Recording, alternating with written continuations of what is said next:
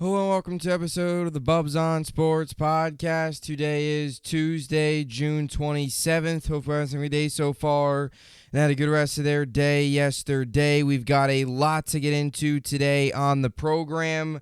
Coming off of a night last night. If you're a New York Mets fan, is another frustrating night. Another disappointing night as the New York Mets lose to the Brewers in Game 1 of a 4-game set and a 7-game homestand at Citi Field 2-1. 3 hits is all that the Mets had last night. Verlander, he didn't give you a ton of length. He only went 5 innings, but I mean, he pitched fine, and then they bring in Drew Smith, and he blows. It allows 2 runs, and the Mets lose the game. So, look, the pitching last night, again, it wasn't that bad. I mean, they allowed 2 runs. If you can't win a game with your pitching only allowing 2 runs, then I don't really know what to tell you. I know Drew Smith, some people are blaming today, and look, he didn't pitch well in an inning pitch. He allowed 2 runs and obviously, blew the lead, which the Mets had in the bottom of the 4th. They took a lead, 1-0, and that was it. So, obviously, off of a homer from, I apologize, not a homer, but, Drew Smith, 2 runs allowed. It wasn't good. So, but again, you only allowed 1 run, or you only allowed 2 runs. You didn't hit. You had 3 hits, and it was another ugly night for the New York Mets. So, look, they continue to just be disappointing. They continue to be pathetic on so many levels. And, I mean, they are now 9 games under 500, or 8 games under 500, rather, at 35-43. And, look, I mean, when Verlander goes out there and gives you 5 strong... Look, Verlander gave you 5 strong innings. I mean, I know he didn't give you the length that many Mets fans would want or expected, but he gave you 5 strong innings. He kept you in the game. You had the lead when he left the mound. Your bullpen blows it, but 3 hits isn't going to do it. So, another brutal New York Mets loss. LSU wins the College World Series in a blowout win last night over Florida. So, you had 2 blowouts on Sunday, and then you had a blowout again yesterday. As LSU is the national champions for college baseball this year. So we've got a lot to get into today on the program. Yankees will open up a 3-game set, 6-game road trip in Oakland tonight. Mets will continue their homestand with the second game of a 4-game set against the Brewers, and then they'll welcome, obviously, San Francisco at the end of the week on Friday. I want to get into a little bit of Jets today and a little bit of basketball as well. We're going to start things off talking a little Hard Knocks. The New York Jets, a report came out yesterday that they are bracing for an involuntary Hard Knocks assignment. So, as we all know, the NFL can force a team to do Hard Knocks. It looks like the Jets will be that team that's going to be on Hard Knocks this year. I discussed it a little bit yesterday on my Jets podcast, but I'll go a little bit more in depth here on the show, talk more about it. And my viewpoint on Hard Knocks has changed, over the offseason as the offseason went on. At first, I was very anti-Hard Knocks. And as we currently sit here today, June 27th on this Tuesday, I kind of like it. I don't want it to be a distraction, but there is a lot of excitement. It's more content for us fans. And let's be honest here, with Aaron Rodgers here as quarterback, there was going to be a ton of media. There was going to be a ton of coverage, a ton of outside noise. Anyway, now you add Hard Knocks on top of it. We were going to have a ton of cameras inside the facility anyway, even without Hard Knocks. So we were kind of, this was kind of something when you bring in Aaron Rodgers, you've got to expect all the media and all the attention to begin with. And now Hard Knocks seems like they're going to get the New York Jets on HBO for the 2023 training camp. Obviously, HBO Hard Knocks, the production that they do. So we'll get into that. I also want to get into a little bit of Nets.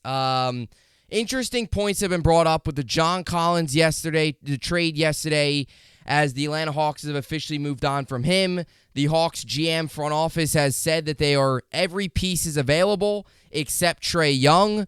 So is DeJounte Murray a potential option for the Brooklyn Nets? Obviously a team that could potentially be in the market for Damian Lillard, but DeJounte Murray is a really interesting name to bring up because this is a guy that's a lot younger. He's a lot more durable. He brings a lot more upside than maybe what Damian Lillard gives you at the age he's at and where he's at in his career. So it's an interesting name to bring up. We'll get into that a little bit later on. And who's the better option for the Nets? Is it Damian Lillard or is it DeJounte Murray for the Nets to go out there and look for another guard? So we'll get into that here a little bit later on. But we'll start today with the New York Jets. We'll also get to the Mets game 2 of a 4-game set, obviously, against the Brewers, and the Yankees against the A's tonight in Oakland. We'll get to that later on, get you set up for those games tonight. But we'll start with the Jets and Hard Knocks. And look, this has been a conversation for a while now, for really, the past couple weeks, for the past couple months. Usually it doesn't leak this far into the offseason when you're looking at teams as a potential Hard Knocks team. Last year, we learned on March 28th that the Lions were named for Hard Knocks last year on March 28th. It is now June 27th, and yesterday we finally got word that it seems like the Jets are going to be on Hard Knocks per Mike Florio. He said that the Jets, according to sources, are bracing for Hard Knocks. They don't want it, but they're going to be forced to have it. And when you look at the other teams, the Jets are obviously the biggest storyline. They're the biggest topic of conversation. They're the team they're the most exciting team in terms of the other teams that potentially could be available. So it's been a long, long time because the Lions last year were okay with doing Hard Knocks. This year, there's really nobody that's okay with it. There's really nobody that wants to do Hard Knocks this year. So the teams that are available, the teams that could potentially be required to do Hard Knocks outside of the Jets are the Bears, Saints, and Commanders. Now, the Bears and the Saints have both openly said they don't want to do it, along with the Jets. Saleh said at his last OTA press conference he doesn't want to do it. He doesn't want the cameras around the team. Whatever it is, they don't want it. Most of these coaches don't. Most of these coaches would rather just go about their business without the HBO cameras, without their production, without the behind-the-scenes stuff. But that's how it is. Every coach says that. Obviously, the coaches don't want it. So the Commanders did, however, say that they wouldn't mind. If they were assigned with Hard Knocks, they wouldn't mind. They would, be okay with it. They're not necessarily pushing to get Hard Knocks, but if Hard Knocks would to choose Washington, they would be okay with it. Other than the Bears, Saints, and Jets, they don't want it. Now, you could still force a team because if you don't have to do Hard Knocks if you fit this criteria. If you have a first-year head coach, which the Jets don't have, if you have a playoff berth in the last two seasons, which the Jets don't have, and if you've appeared on Hard Knocks in the past 10 years, those are the things where you don't have to be forced. If you don't fit any of that criteria, then you could be forced, and the Jets don't fit that. They obviously don't have a first-year coach. They don't have a playoff berth in the last two seasons. And the last time the New York Jets were on Hard Knocks was 2010. So this offseason, that is 13 years now. Obviously, they don't meet that 10-year threshold in the past 10 years to be on Hard Knocks. So you get the report yesterday. All signs are pointing towards Hard Knocks and the New York Jets, and it's really just a matter of time until it becomes official and we get ready to watch HBO's production coming up this training camp 2023. Look, at first, when you heard about the possibility, and I was very vocal about this on both this show and also my Jets podcast that I do, I at first didn't really want Hard Knocks. I thought it would be a distraction for this team. I really like what One Jets Drive and One JD Films do. I think they do an awesome production, and I really looking forward to them continuing their One Jets Drive production and their off-season stuff that they do and the films and the documentaries that they produce out of One JD Films. And it's going to even be more content because you're going to have that and Hard Knocks now. So you're going to have a ton of content for us Jet fans to watch throughout training camp, along with the regular training camp days where you're following the practices. If you're going to the practices, you've got the green and white scrimmage, you got the preseason game. So we'll get a ton of content as fans. At first, I didn't want it. Again, the distraction aspect was the biggest part of it. You have Rodgers. There's going to be a lot of media anyway, but I just felt like, look, you already have your own production in-house. It's perfectly fine. It's great production. They do an awesome job at One JD Films. It didn't really seem necessary.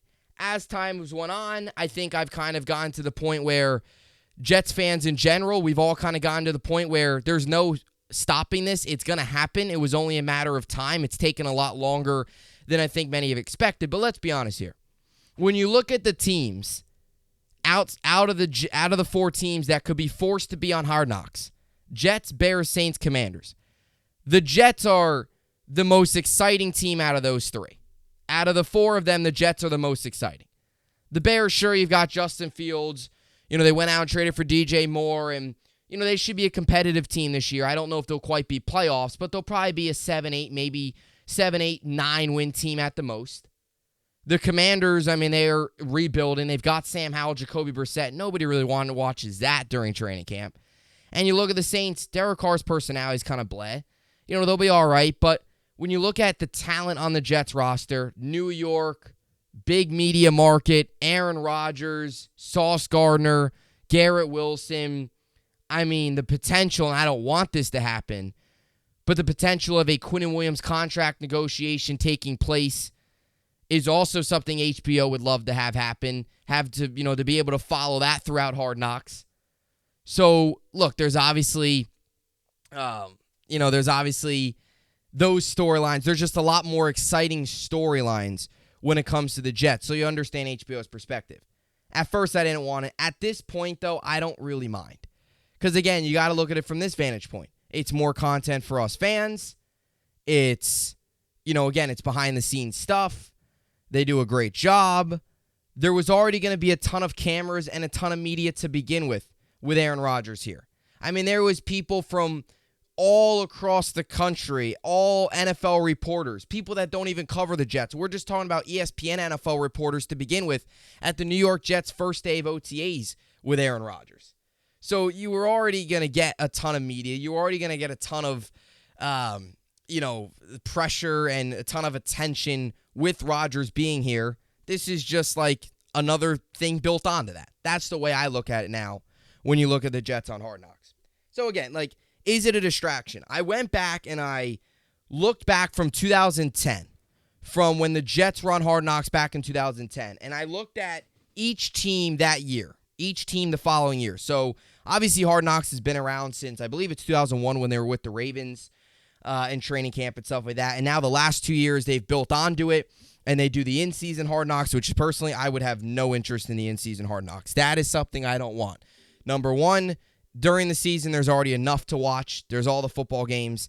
Like during training camp, you want more content. Hard Knocks is going to give you that during training camp. I really don't need behind-the-scenes access of what the Jets are like. Behind-the-scenes access of. I think the in-season Hard Knocks to me is stupid. I think it's dumb. That's just my opinion. You watch every game. You don't really. It's dumb. I don't like it. I think that could actually serve as a distraction more than the training camp stuff. But that's just me. So I looked back on the results of the Hard Knocks from back to 2010. Teams that did it that offseason and in their record that following year. So actually, the whole idea of it being a distraction isn't necessarily true. Now, you get you get the saying, and it's true, the Hard Knocks curse. Every team that has done Hard Knocks, there's never been a team that has done Hard Knocks and then won the Super Bowl that year. Obviously, the Jets got close in 2010. A couple teams have made the wild card and stuff, but no team ever won the Super Bowl the year they did Hard Knocks. So, look, you have the Madden curse.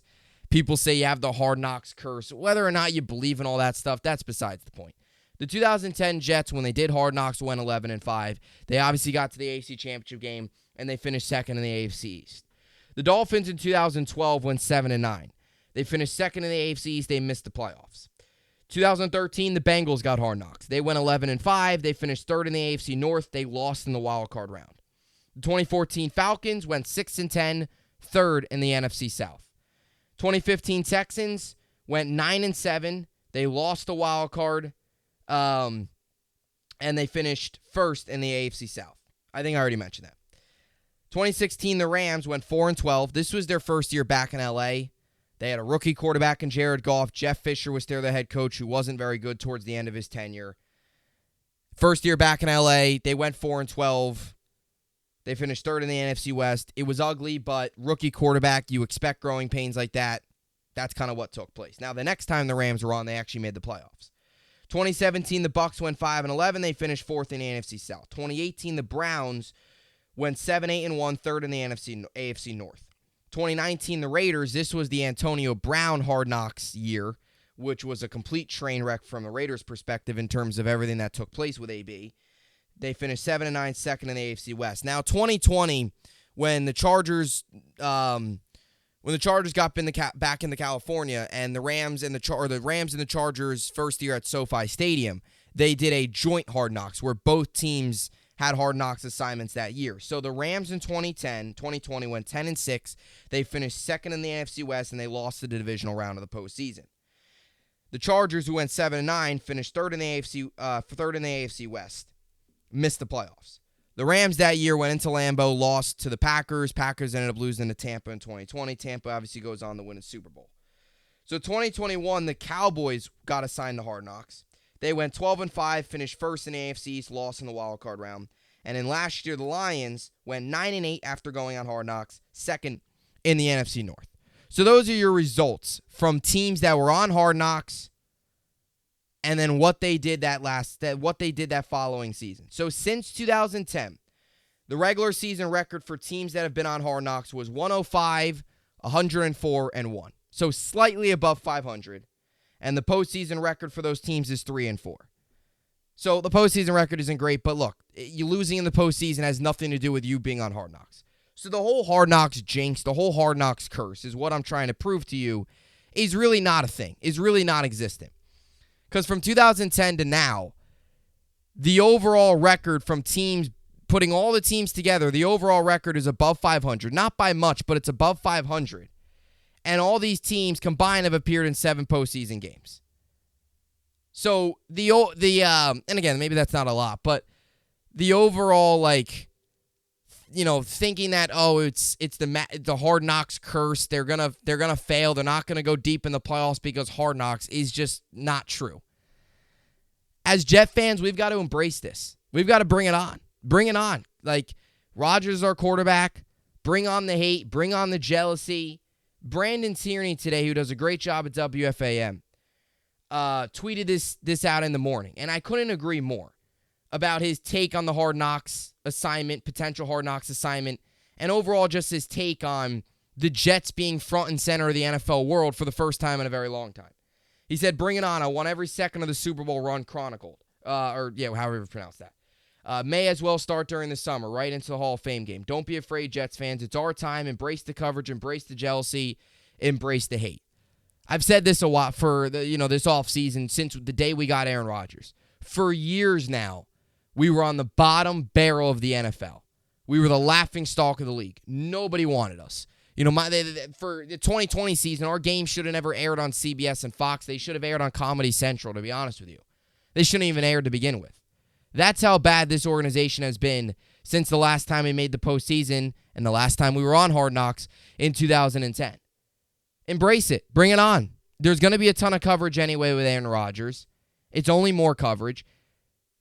It's exclusive content for the fans. It's more content for the fans. It's more behind the scenes. Who doesn't want more behind the scenes? I'm all for it. I'm all for it. Again, I was against it. I was anti. But at this point, there's no stopping it. The media coverage for this team is insane to begin with. The people showing up to one OTA practice was crazy. We haven't seen that amount of people show up to one OTA practice in years for this team. It's the Big Apple. It's New York. The Jets are front and center. There's a lot of pressure to begin with. Bring it on. Bring it on. Let's see it. So, Jets are on Hard Knocks. I understand the jinxing. I understand the distraction part of it. I get that. But at the end of the day, the media coverage is going to be unbelievable to begin with. There's going to be a ton of media. There's already a ton of pressure on this team. There's already a ton of pressure on Robert Saleh. Aaron Rodgers is your quarterback. You got to win. You got to make the playoffs. You got to make a deep run. I talked about this the other day. My baseline expectation, the least this team could do this year, to me, is conference championship game. You didn't bring in Aaron Rodgers to win a wild card game and lose in a divisional round.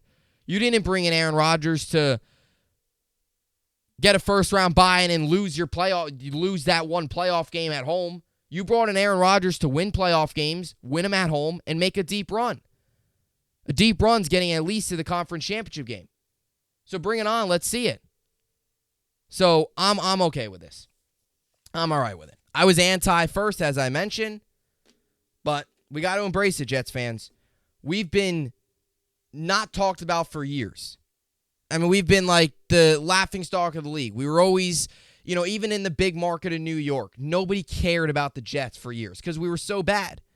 And here we are with one of the most talented rosters in football. I mean, the storylines are going to be great because you have Rodgers, you have Sauce, you have Garrett Wilson. A lot of those guys, NFL fans, those are some of the most, Garrett Wilson and Sauce Gardner are some of the most talented young players in the league. I mean, those two guys are the future of the NFL when you look at the cornerback and the receiver position. And we talked about this a lot. I think the Aaron Rodgers and Garrett Wilson combination, I think, is going to help both guys. I think Garrett Wilson's play this year is going to be elevated. I talked about this a lot. I think at the end of this year, when you look at the Tyreek Hills, Sauce Gardners, Jamar Chases, Justin Jeffersons of the world, Garrett Wilson's going to be in that conversation by the end of this season. I really do. I think he's going to be in that conversation of being a top 6, top 5 receiver. He had over 1,100 yards last year with 4 terrible quarterbacks. Not terrible. I mean, I shouldn't say they were all terrible. I mean, Mike White was okay. But he had 4 different quarterbacks. Zach Wilson, who was awful. Joe Flacco, who couldn't move. Chris Streveler couldn't throw the ball more than 5 yards. And Mike White's Mike White. He's a backup. He's a career backup. That's what he is. He's a borderline. He's an okay starter for a couple weeks, but he's mainly a backup. He's a solid backup to have. That's his quarterbacks last year. Had 1,100 yards, won the Rookie of the Year. You add Aaron Rodgers into the mix now, so guy's going to have a huge season. You got to, document that. Document the meetings. We talk about a lot with what Rodgers is like in team meetings.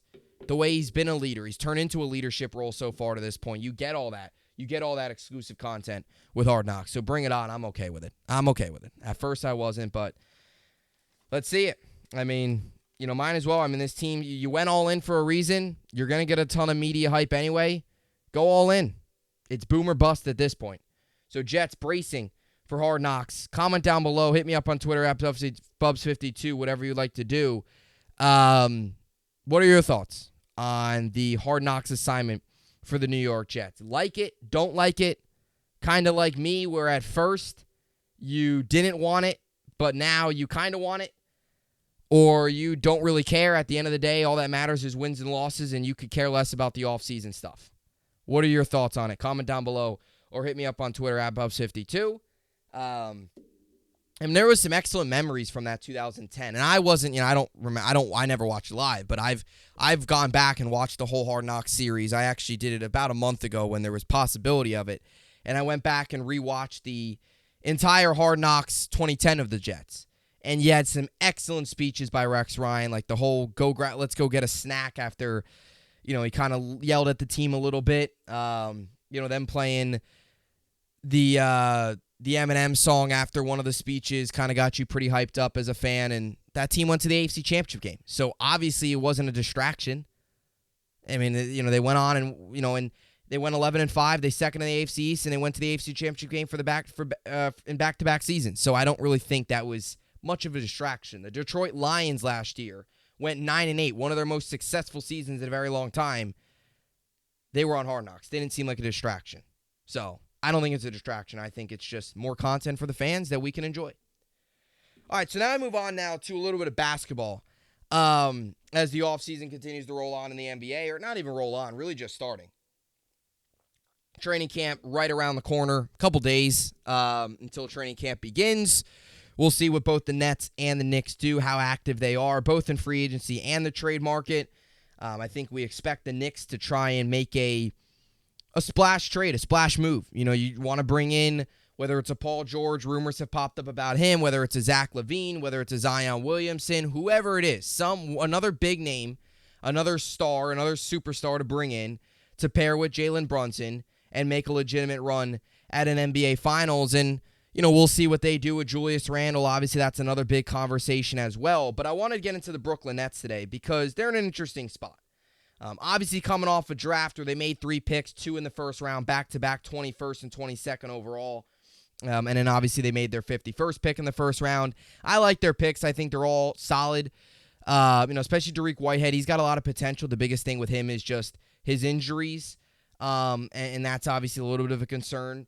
But I think they got better. I think they got a little bit more length. I think they got a little bit more, shooting. They got a little bit more of that offensive punch. I think they need to score at a higher rate. We saw last year with this net team where they could hold teams under 100 easily, but can they put up enough points to win games? And we saw a lot of games last year where the Nets lost 98-94, or they lost games, 110-95 or, stuff like that where they held teams, or 101-96 where they held teams to around 95, 100 points, but they couldn't put up enough. You also saw games where they were able to win by 20, where they were able to put up 105, 110, and hold teams to 85-90. This team just needs a little bit more of a scoring punch. They need a legitimate point guard. They need a legitimate guy that can score at a high rate, put a big-time offensive punch into this team and really take over in games when you need them to. And you've got Bridges, you've got Cam Johnson, who it looks like they want to bring back on potentially a 4-year deal. Bridges has been very vocal about bringing Cam Johnson back. You like where you're at with the rest of the team in terms of Dorian Finney-Smith and Nick Claxton, and it'll be interesting to see what they potentially give up in a trade. But we've talked a lot about the potential of Damian Lillard becoming a Brooklyn Net. We've talked a lot about the potential of him, getting traded here and whether or not you'd like that, we'd like that or not. And I've said this a lot about Damian Lillard. I like what he brings to the table. I think, again, put up 32.2 points per game last year. That was first in the NBA. He scores at a high rate, can shoot the three. He was 10th in assists last year, can dish the ball around, can play make, can get the ball to guys like Bridges, makes his teammates better. I like what he can do. He shot the ball at a 46% clip last year from the floor. Lillard is one of the better point guards in the league. Lillard's still a very good player. He still scores at a very high rate.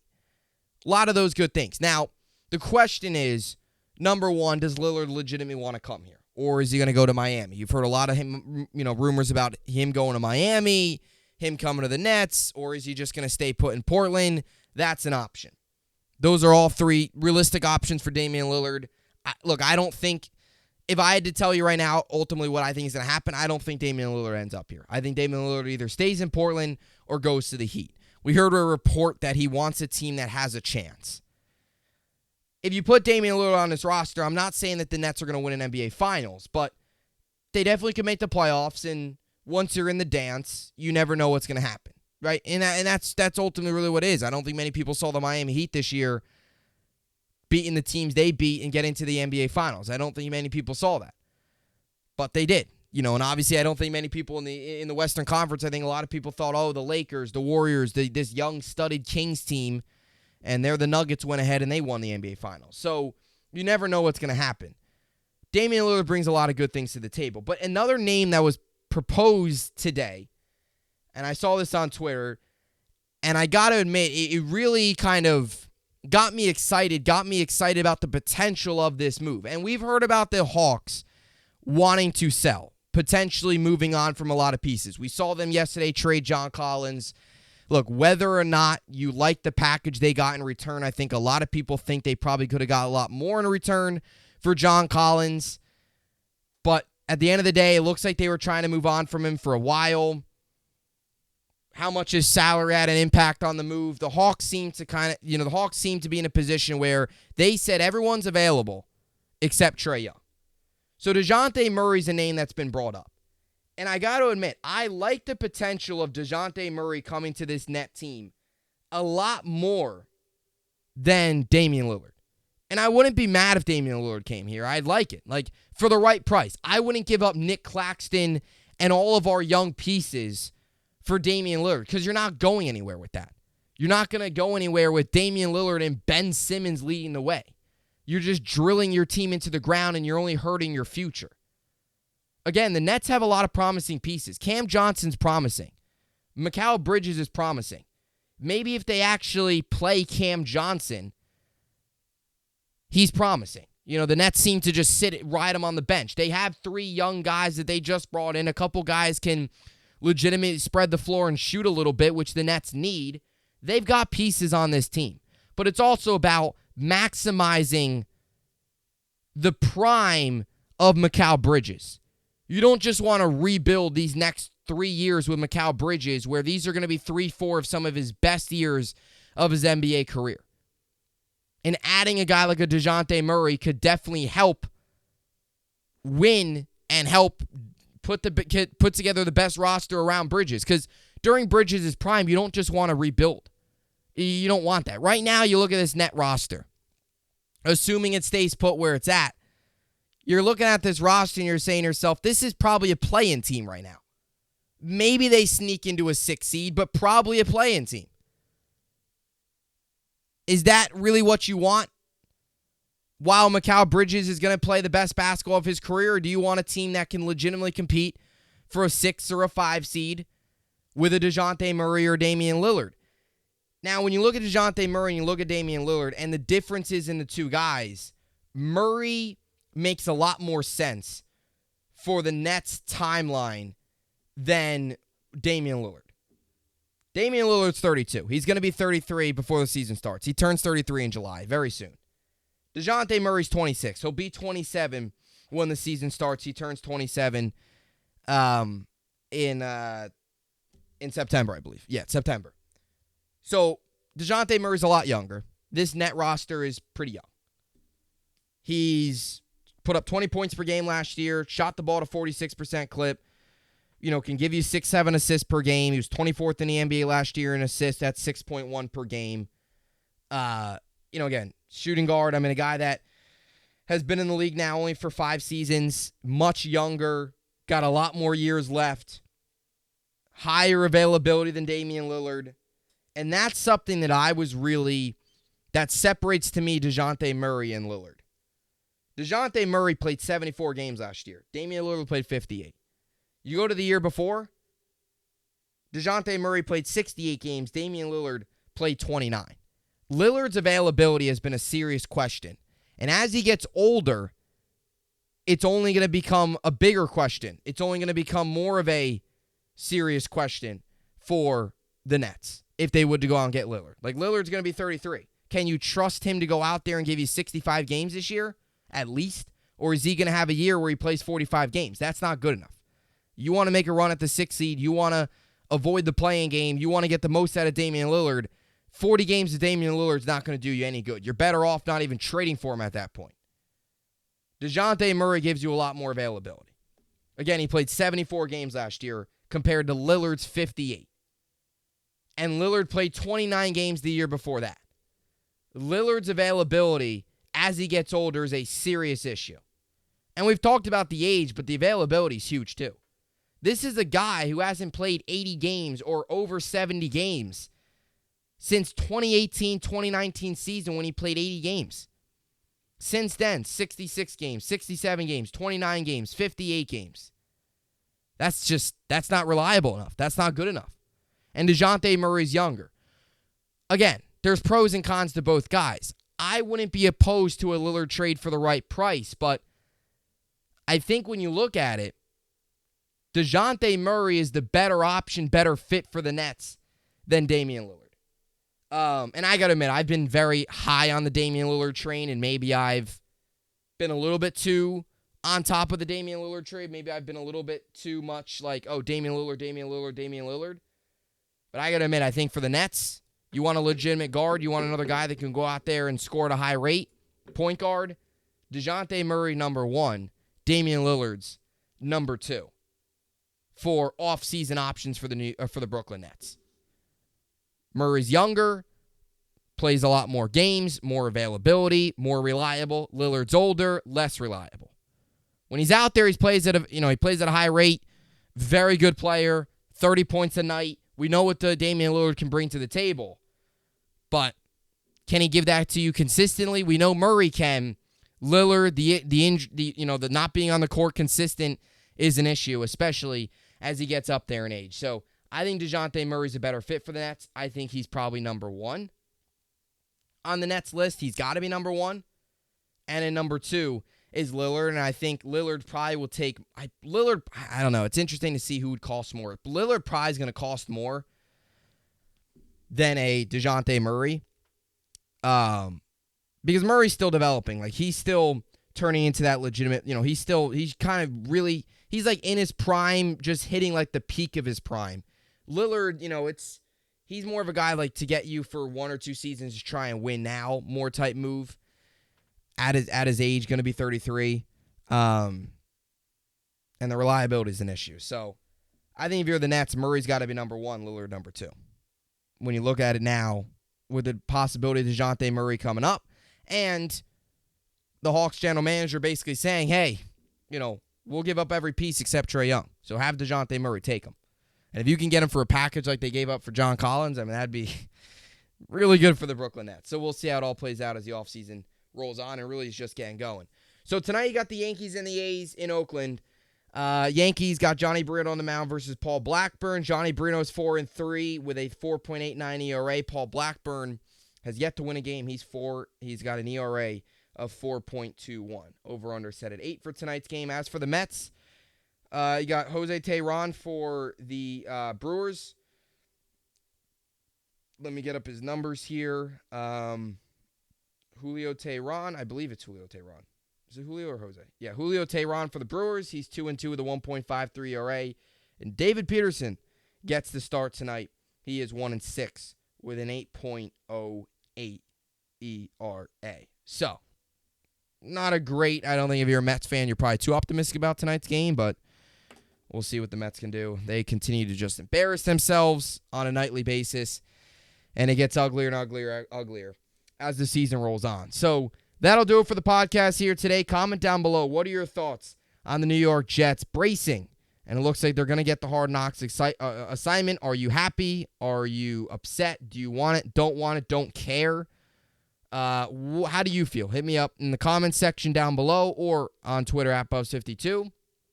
And also, what are your thoughts on the Brooklyn Nets and their offseason plans? Damian Lillard, DeJounte Murray, anybody else on your watch list? Who do you feel is the best fit for this Net team as they currently stand heading into free agency and the summer and as the moves really start to pick up here post-NBA draft? So that'll do it for the podcast here today. As always, I will see you all back here tomorrow, and thanks for watching.